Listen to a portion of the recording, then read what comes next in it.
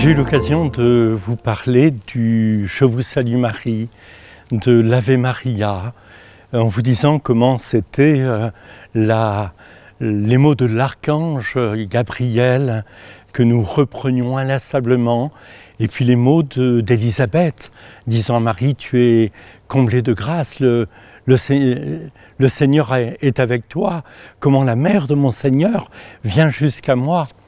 Et puis les mots de l'Église. C'est intéressant de découvrir comment est née cette piété qui porte notre propre prière.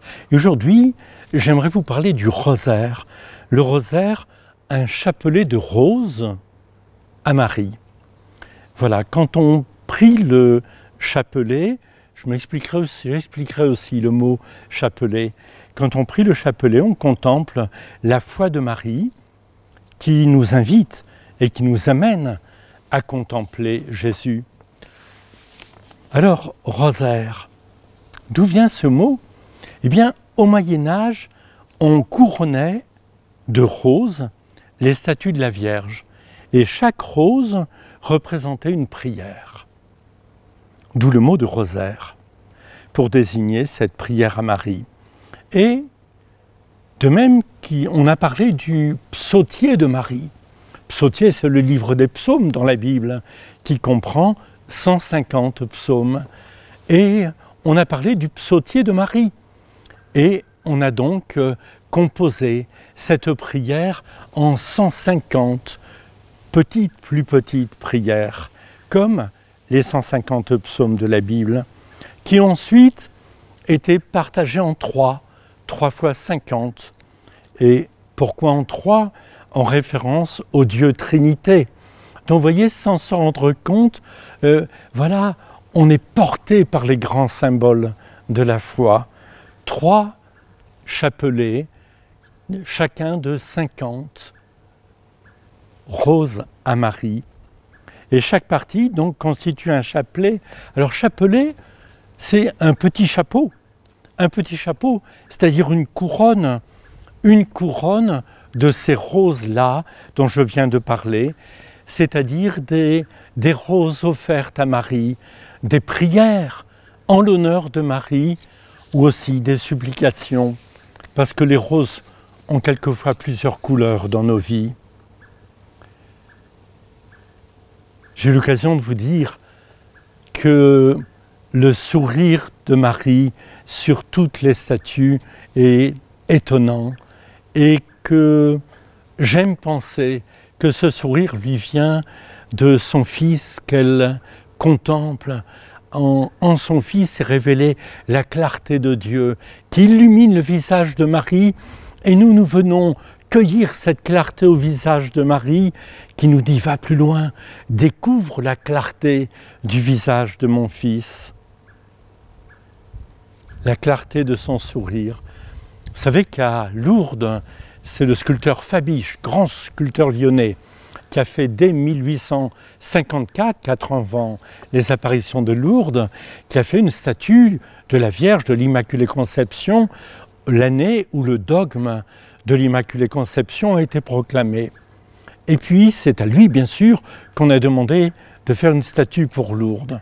Et les récits sont très touchants. On appelait Bernadette, on lui disait « Alors cette statue ?» Et en quelque sorte, on lui disait « N'est-ce pas qu'elle est belle ?» Elle disait « Non, ça n'a rien à voir avec celle que j'ai contemplée. » Et donc Marie était toujours plus jeune, plus belle. Elle est le sourire de Dieu, comme on le chante dans des cantiques. Et peut-être qu'à Lourdes, Bernadette a aimé la statue de Marie qui est dans la basilique supérieure, peut-être. Et aussi, lorsqu'elle était à Nevers, la statue de Notre-Dame-des-Eaux, une statue très simple de Marie, jeune fille. Les sculpteurs ont également fait des sculptés où les peintres ont donc peint des Pietas, ces vierges de la souffrance. Et c'est bien l'ensemble de la vie des hommes qui est pris dans cette prière. Oui, la Pietà, On se souvient quand le vieillard Siméon avait dit au temple à Marie « Un glaive de douleur te percera le cœur ». Et de fait, Marie est présente sur le chemin de Bethléem et aussitôt après, nous dit l'évangile de Matthieu, sur les chemins de la fuite en Égypte. Elle est présente aussi lorsque Jésus traverse la Passion, lorsqu'il meurt sur la croix et qu'il dit à Jean « Fils, voici ta mère, mère, voici ton fils ». Et nous sommes constitués fils de cette mère extraordinaire, de Marie, Mère de Dieu. Et Marie est là au matin de Pâques, elle est au jour de la Pentecôte en prière avec les disciples. Elle est mère de l'humanité, mère de l'Église, mère des croyants. Et de là est venue très tôt l'intuition de méditer dans la récitation du chapelet les mystères. Mystères, c'est-à-dire les moments essentiels de la vie de Marie et donc aussi de Jésus. Marie nous mène à Jésus et à Dieu. On se souvient du mot de Saint Bernard, je vous l'ai dit, en la suivant on ne dévie pas, en la priant on ne désespère pas, en pensant à elle on ne se trompe pas. Si elle te tient par la main, tu ne tomberas pas. Si elle te guide, tu ne connaîtras pas la fatigue. Si elle est avec toi, tu es sûr d'arriver au but. Peut-être pourrait-on s'arrêter un instant en se posant la question, mais pourquoi répéter à l'infini le « Je vous salue Marie » ? On dit parfois que le chapelet est la prière des pauvres. C'est vrai, c'est dans une humilité sans détour, celui qui prie s'émerveille devant ma vie, devant Marie. Il reprend les mots de l'ange à l'Annonciation et ceux d'Élisabeth, puis il supplie humblement et adresse ses demandes. Il commence en disant « Je te salue Marie », il finit en disant « Maintenant et à l'heure de notre mort », comme si dans sa prière, le priant ne cessait de gagner des frères. Peut-être que cette prière du chapelet, cette prière à Marie, nous fait gagner des frères. On contemple Marie et dans son regard, on accueille et contemple la vie de Jésus qui nous touche, qui nous bouleverse. Voilà pourquoi on répète à l'infini ces mots, pour que la prière s'installe comme toile de fond de toute notre vie. Et donc, depuis le XVe siècle environ, l'Église a enseigné à prier le chapelet en gardant au cœur les mystères, c'est-à-dire les grands moments de la vie de Jésus. C'est lui, Jésus, qui en fait est au cœur de cette prière adressée à Marie. Alors on contemple les mystères joyeux, ceux qui touchent à l'enfance de Jésus, puis les mystères lumineux qui ont été ajoutés par le pape Jean-Paul II en 2002, qui touchent la vie de Jésus, les mystères douloureux liés à la passion et à la mort de Jésus, et les mystères glorieux liés à la résurrection de Jésus et au don de l'Esprit. Marie est au cœur de ces grands moments de l'histoire de la foi, qui est aussi notre histoire. Et on traverse ainsi par la prière l'ensemble des évangiles. Insensiblement, on s'inscrit dans l'histoire biblique et dans la révélation de Dieu qui s'instaure en nous. Alors, comment prie-t-on le chapelet? J'ai dans la poche un chapelet. J'ai plusieurs, comme vous probablement, j'ai plusieurs chapelets. Et j'aime ce chapelet qui vient des Philippines et qui m'a été offert par un ami philippin. On peut prier le chapelet avec un chapelet. Certains prient les dizaines en les comptant sur les doigts, puisqu'on a 10 doigts. Certains ont un dixonnier, c'est-à-dire ce petit anneau avec 10 marques qui permettent de marquer les 10 « Je vous salue Marie ». dans les chapelets, eh bien, entre chaque dizaine, on a un grain séparé pour prier de notre Père, pour que notre prière à Marie soit toujours enveloppée dans cette grande prière au Père. Et c'est ainsi que l'on prie le chapelet. Et l'Église a coutume de répartir la prière et la méditation des mystères sur les jours de la semaine. Le lundi et le samedi, les mystères joyeux. Le mardi, le vendredi, les mystères douloureux. Le mercredi, le dimanche, les mystères glorieux. Et le jeudi, les mystères lumineux. Quelques mots de plus, les mystères joyeux. Bien sûr, c'est l'annonce de l'ange à Marie, l'annonciation, puis la visitation. Marie se rend hâte chez Élisabeth, sa cousine, puis la nativité, la naissance de Jésus à Bethléem, la joie des bergers, des pauvres, puis la présentation de Jésus au temple et Jésus retrouvé dans le temple quand il a 12 ans. Ce sont les mystères joyeux, lumineux. Le baptême de Jésus au Jourdain, on touche au mystère profond de Jésus, mystère lumineux, le baptême de Jésus au Jourdain, sa révélation aux noces de Cana, puis son annonce du royaume de Dieu, puis la transfiguration, puis l'institution de l'Eucharistie. Vous voyez que là on touche au mystère profond de la vie de Jésus. Le chapelet, en priant Marie, nous conduit vers Jésus. Les mystères douloureux, c'est l'agonie de Jésus au jardin des Oliviers, puis c'est la flagellation, puis le couronnement d'épines, puis le portement de la croix, puis le crucifixion et la mort de Jésus sur la croix. Et les mystères glorieux, sinon notre foi serait incomplète, la résurrection de Jésus, l'ascension de Jésus, qui révèle complètement, il est venu de Dieu, il va vers Dieu. La Pentecôte qui fait reposer en nous l'Esprit de Dieu pour que nous soyons nous-mêmes annonciateurs de la bonne nouvelle. L'Assomption de Marie, cette fête entre toutes les fêtes, et le couronnement de Marie dans le ciel. Une façon de dire que le ciel tout entier, avec la terre, contemple Marie. Peut-être, en finissant, je vous dis quelques mots de Jean-Paul II, le 29 octobre 1978. Je voudrais attirer votre attention sur le rosaire.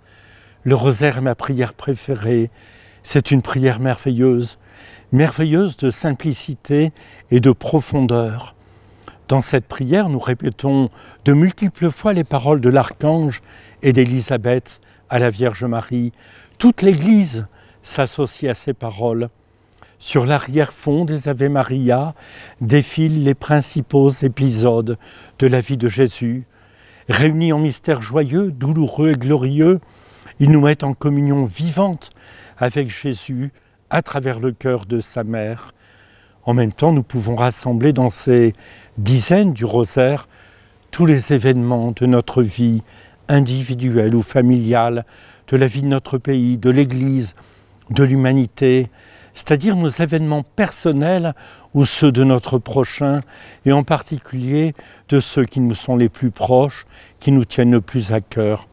C'est ainsi que la simple prière du rosaire s'écoule au rythme de la vie humaine. Et peut-être vous vous souvenez aussi de Dom Helder Camara, archevêque de Recife au Brésil, qui exhortait lui aussi à cette prière qui est chaque fois nouvelle. Ne t'imagine jamais, dit-il, que ce soit là synonyme inévitable, rosaire et monotonie. Chaque réjouis-toi Marie peut être unique. Quand tu salues Notre-Dame, contemple à chaque fois une de ses vertus, une de ses gloires, une de ses splendeurs. Et quand tu dis le Sainte Marie, n'as-tu pas au moins 50 souffrances à présenter à l'auguste Mère de Dieu, à la Mère de l'humanité? Voilà nos raisons de prier sans fin Marie et de tenir notre chapelet comme on tiendrait aussi le livre de l'Évangile. Bonne prière.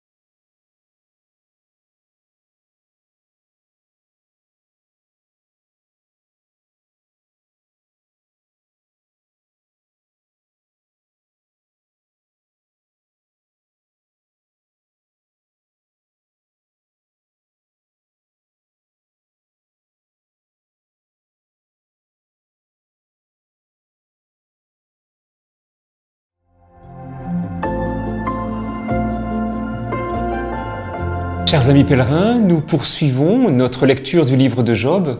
Après avoir médité les chapitres 1 et 2, je vous propose aujourd'hui de lire les chapitres 3 et 4 d'un seul tenant. Et nous allons essayer de comprendre ce qui se passe. Nous avons vu jusqu'à présent combien Job était accablé par tous les malheurs qui lui étaient tombés dessus, parce que Dieu avait permis que le Satan puisse intervenir sur la vie même de Job. Et nous voyons arriver soudain 3 hommes, 3 amis de Job. Le premier s'appelle Éliphaz, il vient de Théman. Le deuxième s'appelle Bildad, il vient de Shoua. Et le troisième s'appelle Tsophar, il vient de Naama. Ils viennent de pays lointains auprès de leurs compagnons, devenus méconnaissables pour faire barrage au malheur. Touchés par le deuil de leur ami, ils hochent la tête, ils consentent au destin, ils observent la douleur de leur ami, ils expriment tout simplement leur sympathie. Ils appartiennent désormais au destin de Job. Sans doute pense-t-il apaiser la souffrance, cicatriser les blessures et maîtriser le temps qui passe. Ils sont là auprès de ce pauvre Job, assis par terre, 7 jours et 7 nuits durant, accablés bien sûr par l'immense détresse de leurs compagnons. Ils vont parler. Ils parleront beaucoup. Ils parleront bien. Ils parleront très bien même. Mais pour l'instant, ils se taisent. Un homme souffre. On observe le silence. On ne peut que consentir à ce silence et compatir du plus profond de notre cœur à la douleur de cet homme. Job se tait. Et puis, Job libère les lèvres. Il ouvre la porte du langage. Les mots soudain explosent. Job méprise son jour. Et oui, quand le malheur est trop fort, il est difficile de croire en Dieu encore. Il est difficile de maintenir une fidélité à toute épreuve. Job est victime, pense-t-il, de la malchance liée à son funeste horoscope. Il s'attaque donc au jour de sa naissance, comme à la nuit de sa conception. Jour et nuit s'entrelacent et s'embrouillent. Jouissance des ébats nocturnes et joie de la venue au monde sont défaits et renvoyés d'un seul bloc au chaos des origines. Tant que Job vivait, le jour de sa naissance vivait en lui. Alors, à quoi bon prolonger maintenant une telle vie réduite en charpie? La nuit elle-même réclame sa fin, mais c'est encore pour hâter le retour de la lumière. Mais là, c'en est fini. Le jour déchoit, s'abîme, se dégrade et se dénature. Pourquoi vivre? Quel est le sens de cette vie quand tant de malheurs m'accablent? Défiguré, Job laisse la place aux tombes d'ombre qui jamais plus ne laisseront passer la lumière. L'ordre du monde devient incertain, comme aimanté par le néant. Et le monde merveilleux de Job, vous savez, le monde d'avant, celui qu'on se met à rêver et que déjà nous nous mettons à idéaliser, ce monde était marqué par le pouvoir et la richesse, le savoir accumulé au fil des temps. Eh bien, ce monde merveilleux s'est obscurci. Comme d'une certaine manière, le nôtre est en train de pâlir. Tout un monde lointain, absent, presque défunt, écrivait Baudelaire dans un poème des Fleurs du Mal. Un monde que Job voit maintenant comme un champ de peine et de désolation. Est-ce qu'il va retrouver le goût du temps qui va mûrir? Même le temps de l'utérus lui paraît fatal. Pourquoi n'ai-je pas été l'objet d'une fausse couche, dit-il? Que ne suis-je mort-né? Ces propos sont fous, ces propos sont absurdes. Est-ce que Job se détournera de sa fascination pour les jours sans devenir? Trouvera-t-il simplement le souffle pour saluer une nouvelle aurore? Ce n'est pas sûr. Et quand le mal nous assaille, quand le malheur tombe sur nous, nous voudrions, quand nous y repensons, ôter le jour du calendrier de la survenue de ce virus, du malheur, de la mort d'un être cher, d'une maladie incurable. Nous voudrions extirper ce fléau de notre passé, à défaut de notre présent, faire en sorte qu'il n'advint jamais. Confinés, nous voyons notre monde familier se disloquer, réduit à un amas de jours sans nord ni futur. Nous voudrions surtout connaître la suite de nos jours comme s'ils étaient indépendants de nos choix, comme si le destin ou Dieu, ou les deux à la fois, ne nous laissait aucune marge de manœuvre. Mais nous le savons hélas trop bien, plus rien ne sera comme avant, et c'est peut-être heureux. Job a parlé. Maintenant, le premier ami de Job va lui se mettre à répondre. Il s'appelle Éliphaz, dont le prénom peut se traduire par « il parle d'or ». Avec ses compagnons, il a partagé pendant 7 jours le mutisme de Job. Mais ce qu'il vient d'entendre le met hors de lui. Comment les astres pourraient exercer quelque influence sur le sort et la vie des hommes, indépendamment de leurs actes? Que devient, c'est vrai, la liberté de l'homme? Scandalisé, Éliphaz ne peut retenir ses mots. Job, d'après lui, a subi d'ineffaçables outrages, et on lui reproche de gémir. Or jamais, avant lui, on n'avait énoncé avec une telle acuité l'effacement du sens et la chute de la conscience qui s'égare dans la nuit. Que faire? Eh bien, retenons au moins ceci. On ne peut juger les propos d'une personne qui souffre. Jamais. La personne qui souffre peut avoir des mots de folie, mais ce sont ces mots qui rendent encore supportable le temps de cette folie, le temps de ce mal. Ne jugeons jamais les propos d'une personne qui souffre. Les propos d'Éliphaz affaiblissent l'amitié qu'il portait à Job. Et tour à tour, on le voit dans ses propos devenir mémorialiste. Tu rappelais à tous la discipline, tu savais redresser les mains qui flanchent, relever par tes mots ceux qui trébuchent. Et puis ensuite, il devient sermonneur. À quoi bon discuter? Tu es défait. Ou accusateur. Quel innocent est mort? Où donc ont disparu les gens qui étaient honnêtes? Et puis il se fait théologien de la doctrine de la rétribution. Je les ai vus, les laboureurs du leurre, les semeurs de malheur à leur moisson. Un soupir de Dieu, et ils expirent. Gardons-nous des amis qui nous veulent du bien. On le voit, et ce sera toute la suite du livre, un long duel sans amen, ni merci, de paroles âpres et vives s'annonce. Ces paroles traduisent le danger, la menace, l'abîme, mais aussi le flot qui nous arrache et nous libère. Dans la voix de Job s'inscrit autre chose que l'expression d'une tragédie. Elle implique tout ce qu'un homme ne dit pas et qu'une vie entière ne suffit pas à manifester. Combien de malheurs restent enfouis dans notre cœur ou notre mémoire et qui n'arrivent jamais à être élaborés par la parole? Combien il est difficile et cruel et douloureux de sortir les mots qui rappellent le malheur. Je pense que nous tous, moi compris, pouvons faire l'expérience de cette incapacité à mettre des mots sur le malheur qui nous assaille. Ce qui se tait résonne au cœur de notre vie. Ce qui nous atteint nous touche et nous permet, par la grâce de la parole, de mettre des mots à ce que l'on ressent. Jusqu'à présent, l'absence de malheur avait empêché Job de s'interroger sur soi. Mais quand l'épreuve malmène l'homme, les mots éprouvés brûlent les lèvres.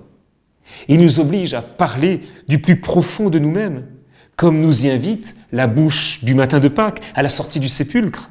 Il est vivant, il est ressuscité, alors que cet homme avait été torturé et mis à mort et qu'il était bel et bien mort.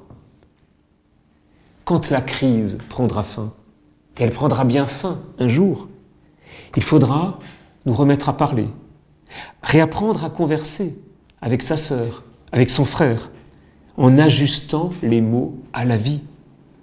Il faudra déloger de nos paroles l'indifférence naturelle, le désordre inhospitalier, la méchanceté du monde que l'épidémie a révélé au grand jour. Il faudra aussi débusquer les mots que nous aurions soigneusement évités. par pudeur, par gêne ou par peur. Et reconquérir les mots nouveaux de notre vie commune, seul chemin qui nous mène hors de l'étouffement. Est-ce que nous sommes prêts à entrer dans ce temps de la parole renouvelée ?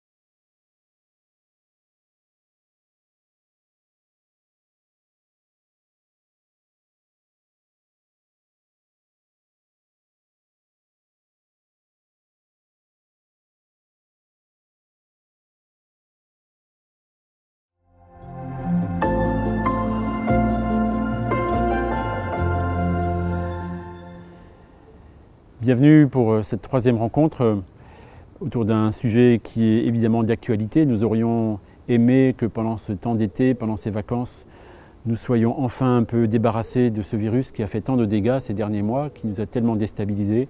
Voilà, les chiffres sont là. L'actualité nous dit 700 000 morts à travers le monde et des contaminations qui se poursuivent, nos sociétés qui restent fragiles. On parle de deuxième vague, voilà, les experts essayent de comprendre ce qui se passe. On voit bien que par moments, eux-mêmes sont un peu dépassés par les événements. Et il faut reconnaître que ce n'est pas encore fini. Donc ça vaut la peine qu'on en parle ensemble. Première séquence, une pandémie, mais qu'est-ce que c'est une pandémie? Il faut peut-être juste rappeler, je ne suis pas un expert de la question, mais les mots parlent pour eux-mêmes. Quand on parle de pandémie, ce mot d'origine grecque, c'est une épidémie à grande échelle, une épidémie qui touche plusieurs pays, qui touche plusieurs populations, et c'est de fait ce qui est arrivé. Comment, en quelques mois, depuis le début de cette année, parti de Chine sans doute, ce virus s'est répandu à toute vitesse et maintenant contamine la plupart des continents de notre Terre.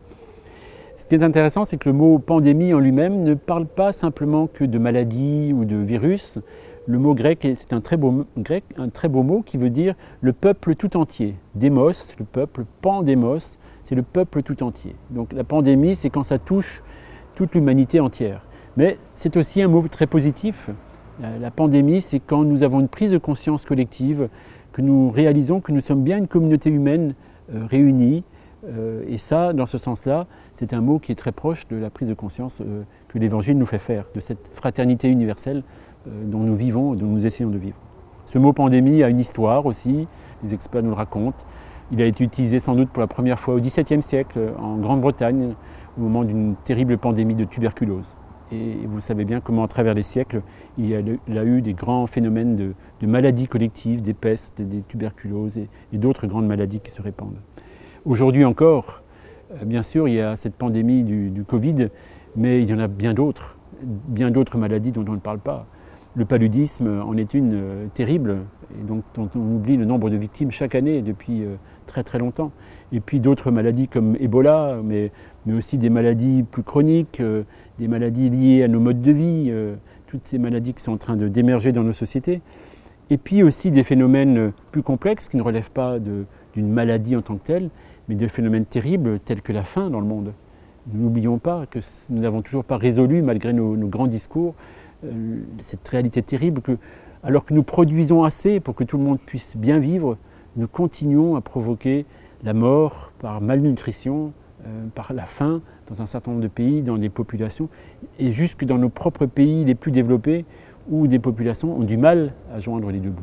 Voilà, nous sommes là aussi dans des pandémies sociales dont il faudra prendre la mesure. Deuxième séquence, et ce virus alors. Juste dire un petit mot sur cette pandémie. Moi j'ai une formation de biologiste, alors je suis évidemment intéressé par ce qui se passe dans cette réalité, dans ce phénomène assez étonnant de cette maladie collective. J'entendais l'autre jour un expert qui nous expliquait que les virus ne sont pas là, n'existent pas pour nous embêter en tant que tels. Il n'y a pas de mauvaise intention de la part d'un virus. Le virus vit ce qu'il a à vivre, sa vie de virus. Les bactéries se multiplient sans se poser de questions s'ils veulent être agressifs par rapport aux humains ou par rapport à d'autres. Ne cherchons pas des espèces d'intentions dans les créatures vivantes. Simplement, disait cet expert, les virus et les micro-organismes s'attaquent toujours aux espèces dominantes dans un écosystème, dans un système où vivent plein d'espèces animales, végétales, etc. Celui qui prend l'ascendant, qui devient dominant, qui devient de plus en plus nombreux, à un moment donné, il se fragilise parce qu'étant de plus en plus nombreux, il s'expose en fait aux attaques bactériennes, virologiques. Et donc c'est un peu ce qui est en train de se passer avec ce qu'on a vu en Chine et ce qui se répand un peu au milieu de nous. Le virus qui nous attaque aujourd'hui ne nous attaque pas parce qu'il ne nous aime pas, mais simplement parce que nous sommes devenus cette espèce dominante dans les écosystèmes et nous avons des pratiques dangereuses de destruction de toute vitesse, des forêts tropicales, des grands fleuves, etc. Et donc les écosystèmes sont déstabilisés, le nombre d'espèces vivantes diminue et donc ces micro-organismes qui se répandaient partout, eh bien, de fait, concentrent leur action sur l'espèce la plus active et la plus dominante, et en l'occurrence, c'est nous. Et donc, nous nous exposons à travers notre puissance à cette réalité que, en fait, plus nous sommes puissants, plus nous sommes fragiles.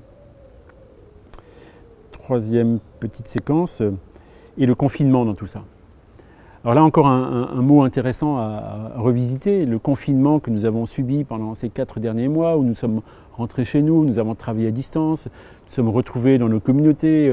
Nous, religieux assomptionnistes, on a redécouvert cette possibilité de vivre ensemble 24 heures sur 24, alors que nous sommes d'habitude très pris par notre travail, par nos engagements. Et pareil dans nos familles, nous avons passé du temps avec nos enfants, nos conjoints. Parfois aussi, pour ceux qui étaient seuls, c'était plus douloureux de se retrouver chez soi, dans nos maisons de retraite ou dans nos chambres d'hôpitaux, dans nos cellules de prison, dans nos appartements. Parfois, cette solitude a pu être vive et douloureuse. Et ce confinement, c'est un mot qui nous dit que nous avons besoin aussi de vivre avec des limites. Ces confinements, nous avons besoin de temps en temps de retrouver les limites de notre existence. Et ces limites, ce sont, nous l'avons vu, les limites de notre maison, de notre lieu de vie. Alors pour nous, communauté religieuse, nous avons des maisons un peu plus grandes parce que nous sommes plus nombreux, mais dans nos appartements, dans nos maisons familiales, nous avons réappris à vivre ensemble, nous avons réappris à faire de la cuisine ensemble, nous avons réappris à travailler ensemble, à faire du sport ou à se détendre ou à se parler, tout simplement. Et donc c'est assez paradoxal de se dire qu'il nous faut de temps en temps être confrontés à nos limites, la limite qu'il ne faut pas s'exposer à une maladie qui est dangereuse, et que donc à ce moment-là, il faut que nous puissions nous retrouver chez nous, dans des lieux un peu protégés, et où nous essayons de prendre soin les uns des autres. Et ça, spirituellement parlant, c'est quelque chose qu'il faut que nous réfléchissions ensemble. Est-ce que nos communautés chrétiennes sont des communautés qui prennent soin les unes des autres? Ou les frères et les sœurs qui vivent dans nos communautés sont des communautés où nous prenons soin les uns des autres? Avant-dernière séquence, et ces pandémies dans une lecture biblique. Alors là aussi, notre culture biblique, notre mémoire biblique nous rappelle que les pandémies, les catastrophes, quand la nature se fâche, c'est pas d'aujourd'hui. Il suffit de se souvenir des épisodes de l'Arche de Noé ou des 10 plaies d'Égypte pour nous souvenir que de temps en temps, la nature prend le dessus sur nous. Alors, bien sûr, dans la perspective biblique, on y voit une intention divine, on y voit parfois une punition divine, ou on y voit une capacité, une manière de recommencer après la violence du monde, de retrouver une espèce de de fraîcheur du monde pour pouvoir sortir de la violence ou des excès des tout-puissants, de se libérer des terres d'Égypte et des idoles qui enfermaient le peuple hébreu. Il fallait ces 10 plaies pour que peu à peu, Pharaon lâche prise et laisse partir son peuple. Alors voilà, nos textes bibliques nous aident à penser les catastrophes, à les regarder en face, pas forcément à les interpréter tout de suite comme c'est la volonté de Dieu, il y aurait à y trouver une espèce de main cachée de Dieu qui utiliserait la maladie ou la catastrophe ou des choses terribles pour nous réveiller ou pour nous sortir de notre torpeur. Je pense qu'il faut rester très modeste là-dessus. L'enseignement du Christ n'est pas un enseignement de la peur. Le Christ parle des catastrophes qui arriveront, des catastrophes qui toucheront la ville de Jérusalem, des effondrements qui auront lieu et qui d'une certaine manière ont eu lieu de tout temps et qui continueront jusqu'à la fin de l'histoire.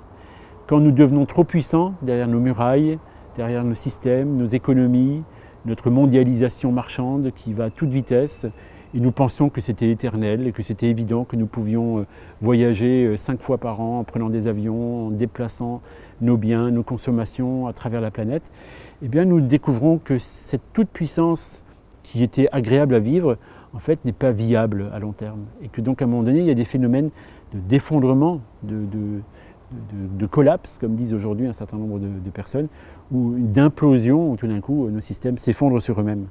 Voilà. Et c'est peut-être dans ce sens-là que les avertissements de la Bible sont intéressants, pas pour nous annoncer des catastrophes, mais pour nous rendre attentifs à ce que nous puissions être lucides et présents et rester fraternels dans les temps de catastrophe, rester des témoins de la bonne nouvelle du Christ, même dans ces moments où nous avons peur, où nous sommes fragiles et nous devons reconnaître que la maladie ou la violence peut nous toucher de manière terrible. Dernière séquence. Et alors pour nos communautés, nos paroisses, dans tout ça, une des choses qui a été sans doute difficile à vivre pour beaucoup d'entre nous, c'est que à cause du confinement, à cause des mesures sanitaires, nous avons dû restreindre notre pratique eucharistique. Nous ne pouvions plus aller à la messe de la même manière. Et pendant tout un temps, nous ne pouvions même plus aller à la messe. Alors heureusement, un certain nombre de paroisses ont appris, ont pu filmer les Eucharisties, ont pu transmettre des temps de prière et ça nous a beaucoup soutenus et pour beaucoup d'entre nous, ça a été vraiment une aide pour tenir bon dans ce temps. Et on voit bien comment la prière, comment le rappel de notre vie communautaire nous soutient pour traverser l'épreuve. Mais pour autant aussi, c'est un rappel nécessaire pour chacun de nous. Nous avons repris conscience à quel point venir participer à une Eucharistie nous fait respirer, nous aide à vivre notre propre foi. Parfois, on pratique, on va à la messe parce qu'il faut le faire, parce que c'est une habitude, parce que c'est comme ça que je pense qu'il faut être chrétien, et c'est vrai, tout ça est vrai, mais ce n'est pas le cœur de la démarche. Nous retrouver à célébrer ensemble une Eucharistie ou un temps de prière, tout simplement, c'est aussi prendre la mesure qu'on n'est jamais chrétien tout seul. Et nous avons besoin d'avoir à nos côtés des personnes âgées, des enfants, des couples, des célibataires, des veufs et des veuves, des gens de notre pays, des gens d'autres pays, de cultures différentes, qui n'ont pas la même sensibilité spirituelle que la mienne, qui ont d'autres formes de piété. Et nous faisons communauté ensemble. Et nous apprenons à être fraternels. Et nous apprenons à laisser une place à chacun. Et ce travail-là est un travail absolument crucial pour notre témoignage en tant que chrétien. Si nos communautés sont fraternelles, si nos communautés permettent à chacun de trouver une place, alors l'Eucharistie devient vraiment une grâce où nous pouvons rencontrer ce Dieu qui a pris le risque de notre humanité. Invitation pour finir. Alors, comme je vous y ai invité dans nos 2 autres rencontres, 2 petites invitations pour continuer la route et ça sera bon qu'on puisse continuer à réfléchir ensemble et chacun d'entre vous, bien sûr, je vous invite aussi là où vous êtes à en discuter avec ceux qui sont autour de vous, à ceux qui vivent avec vous. Première invitation, face à ces pandémies, à ces temps difficiles dont on ne voit pas toujours les issues, eh bien c'est une invitation à nous souvenir que vivre en tant que chrétien, c'est toujours un travail de conversion. Il s'agit de changer peu à peu ce qui est encore trop compliqué, ce qui est encore trop fermé sur nous-mêmes, ce qui a trop peur. La peur est légitime, on a le droit d'avoir peur de la maladie, on a le droit d'avoir peur de la mort, mais elle ne doit pas nous empêcher de vivre, elle ne doit pas nous donner l'impression que si une catastrophe s'approche de moi, alors tout s'effondre. Notre espérance, elle est dans le Christ, et cette espérance-là, nous devons sans cesse la remettre dans notre cœur. voilà, pour pouvoir traverser.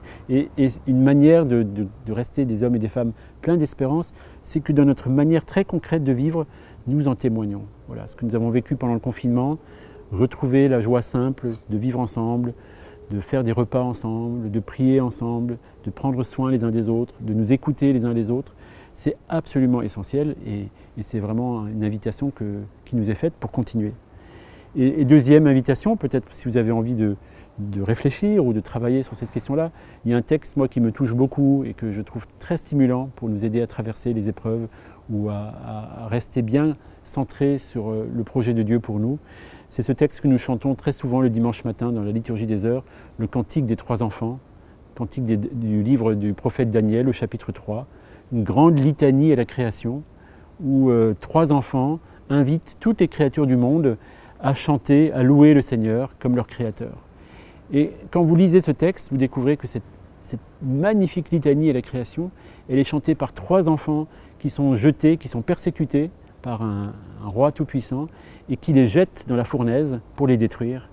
Et là, il y a un miracle qui s'opère, ces enfants sont protégés et donc d'une certaine manière, dans le lieu même de la destruction, ils tiennent tête au puissant en lui disant « tu peux nous détruire si tu veux, tu peux nous maltraiter, tu peux maltraiter nos corps, nous ne pouvons pas forcément toujours trouver une manière de nous en sortir, par contre tu ne pourras pas toucher au projet créateur de Dieu pour nous, au projet d'une vie toujours plus grande, d'une vie qui revient sans cesse, d'une vie qui, après la catastrophe, est capable de reconstruire ce qui s'est effondré et de nous ramener à une proximité plus grande les uns avec les autres. Voilà, ce cantique peut nous accompagner, peut faire partie de notre prière et c'est ce que je vous souhaite. Merci de votre attention, bonne continuation. Au revoir.